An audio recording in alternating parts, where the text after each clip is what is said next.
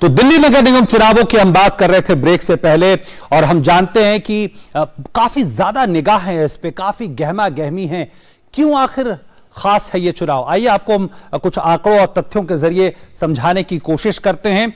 तो आप देखें कि आबादी के लिहाज से दुनिया की सबसे बड़े नगर निगमों में से एक है दिल्ली की नगर निगम, और वार्ड के परिसीमन के बाद ये पहला चुनाव हो रहा है। और इस परिसीमन में मोटे तौर पर क्या हुआ? मोटे तौर पे आप ये समझिए कि पहले 272 सीटें थी, उसके बाद ये घटकर 250 हो गई, और इसके अलावा ये भी आप समझें कि पहले 3 नगर निगम थे बटे हुए, अब उनको 1 भी कर दिया गया है।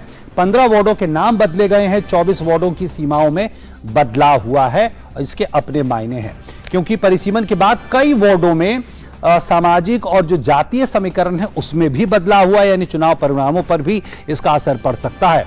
और वार्ड की आबादी मोटे तौर पर 40 से 88 हजार के बीच आंकी गई है। इस तरह से परिसीमन हुआ है। सबसे बड़े अगर वार्ड की बात करें तो मयूर विहार फेज 1 है आबादी के लिहाज से, और वहीं सबसे छोटा कंजावला है अगर वार्ड की बात करें। तो आप समझे कि कई बड़े बदलाव हुए हैं, उसका क्या असर आने वाले वक्त में होगा, चुनावों पे क्या होगा, इस पे जरूर निगाहें हैं।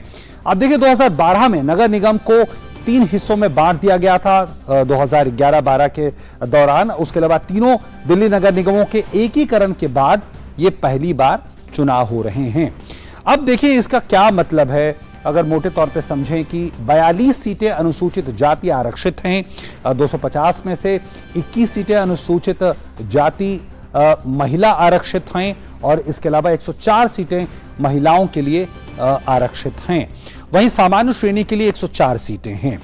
मतदाताओं की अगर हम बात करें तो 1,46,73,000 से ज्यादा मतदाता हैं। और अगर हम बजट की बात करें, आखिर ये बहुत महत्वपूर्ण हिस्सा है, तो जो अब एकीकृत एमसीडी का सालाना बजट है वो करीब 15,200 करोड़ के आसपास का है।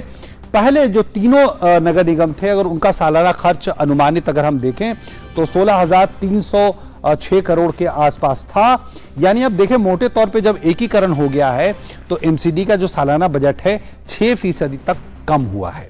अब देखें कि क्या किस तरह के मुद्दे हैं राजनीतिक दलों के।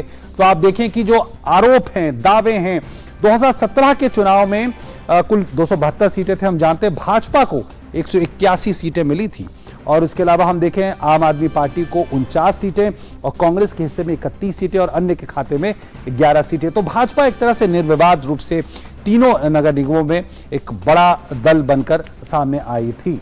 इसके अलावा हम देखें कि मुद्दे अब क्या क्या है। मुख्य मुद्दे मोटे तौर पर हम देख रहे हैं कि आम आदमी पार्टी और बीजेपी एक दूसरे पर आरोप प्रत्यारोप कर रहे हैं।